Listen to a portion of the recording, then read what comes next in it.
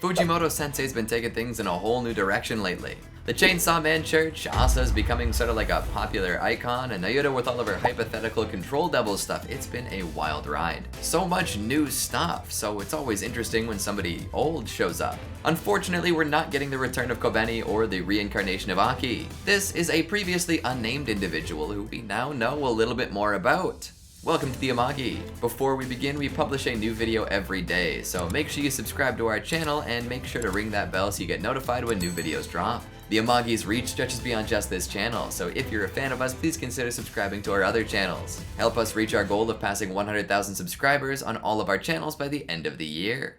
In the latest chapter of Chainsaw Man, we are introduced to a hunky high schooler named Miri Sugo. More like Miri Sugandi's... you know what? Never mind. In the previous chapter, he had introduced himself to Denji while Denji was moping around in front of some Chainsaw Man church posters featuring Asa. At first, he was wearing a hood, which kind of obscured his face, but then he took it off and he was still more or less unrecognizable. I suppose that's one of the consequences of being a hybrid devil. Your real face is never on display and people probably aren't gonna recognize you. As he speaks with Denji, he lets him know that he knows he's Chainsaw Man, which would make him Sword Man. Seems a little less cool somehow. It's almost like something a 4th grader would make up when they're designing their own superhero. Although, now that I think about it, so is Chainsaw Man. But let's just set that aside for now. Denji's not too impressed with this reveal, which, you know, fair enough. It's not like he knew too much about the other hybrids either. It wasn't really him fighting that final battle in the end. In chapter 139, Sugo seems pretty pleased with himself. He says that during that battle, a pretty strong sword wielder would have been there too. He then follows it up with, yeah, that's right, that was me. So smug, I love it. Denji says he's got school and makes his escape, but it's too bad because Sugo has actually transferred to his school to stick close to him. The dark-haired devil is immediately popular with the ladies for being a standoffish jerk. He says they're trash, they immediately want to Denji's pretty jealous. Well, Denji does still get some attention from Fumiko, the baseball bat wielding karaoke singing girl who took him out a couple times. She's using him as a bench, which at this point is pretty much par for the course for Denji.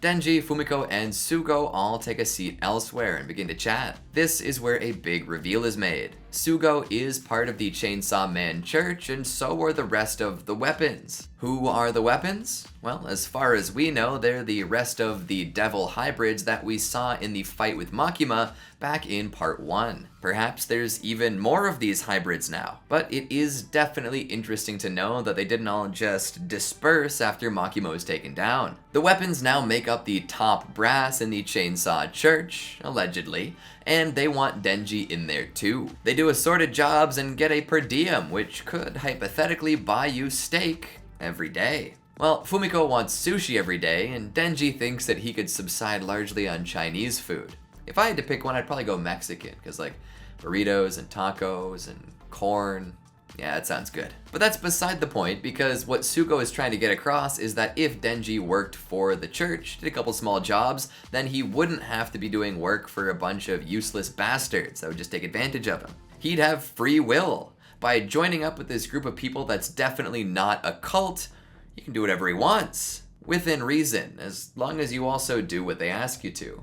The contradictory nature of this deal is pointed out post-haste, opening Sugo up to some scrutiny. Is he still being taken advantage of?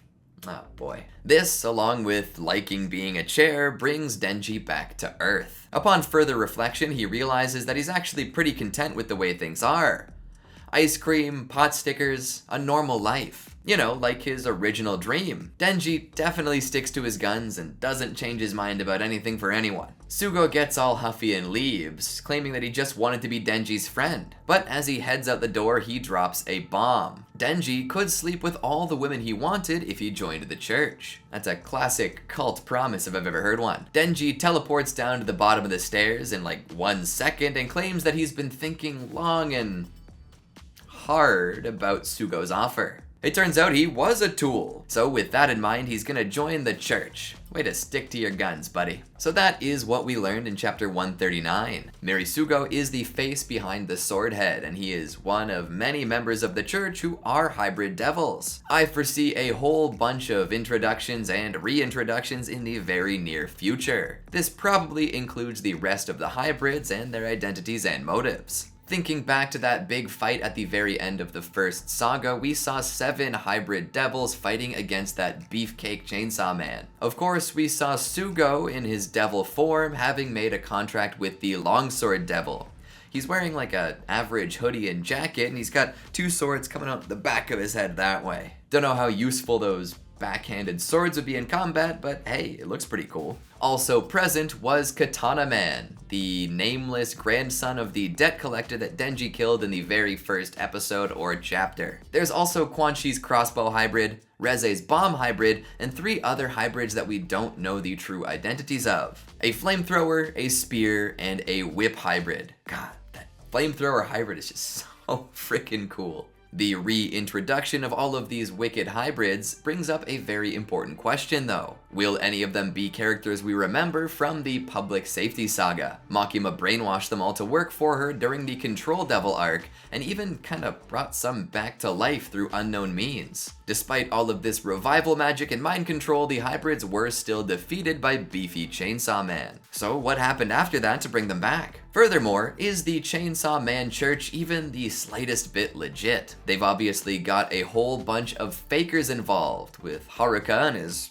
implanted ripcord and whoever fake Sawman is. Lots of theories on that, but you can discuss that in the comments. Plus, Fami's pulling some strings around here, and I don't really know how to feel about that yet. We don't even really have definitive proof that Sugo is really Swordman. We didn't watch him transform or anything, he just kind of came up to Denji and started talking. Sugo was even sort of surprised when Denji teleported down the stairs after mention of some potential lovemaking, and you gotta wonder, if he is a hybrid, why was he so surprised by that speed?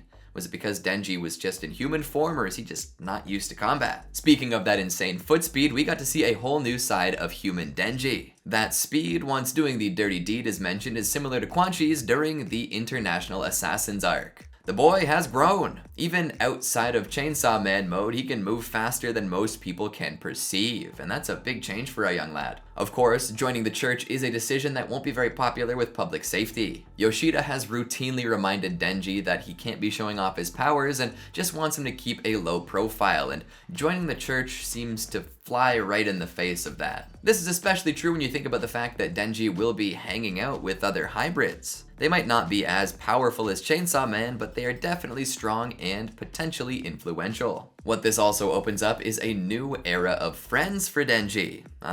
Ones that understand him and might not even have an ulterior motive. The poor lad hasn't really had anything like that since poor Power Anaki died. He's just been living the single dad life, taking care of his weird young charge, going to school, and scrounging for loose change. Could Sugo end up being his newest ally? Someone who knows what it's like to be under Makima's control. Someone who's glad and thankful that Denji actually killed Makima. Someone who knows what it's like to have blades coming out of all of your extremities. This new era of friends for Denji also means we must prepare to harden our hearts. People who get close to Chainsaw Man don't often stay in one piece. I'm not saying that Swordman is gonna die if he becomes friends with Denji, but I'm also not saying that. It's tough out there in Tokyo. So what do you think of all this? Are you already a Swordman stan? What is the church up to, and will Denji regret his decision to join them? What's gonna happen next? Make sure you let us know down in the comments and subscribe to the Amagi for more Chainsaw Man analysis like this. Thanks for watching.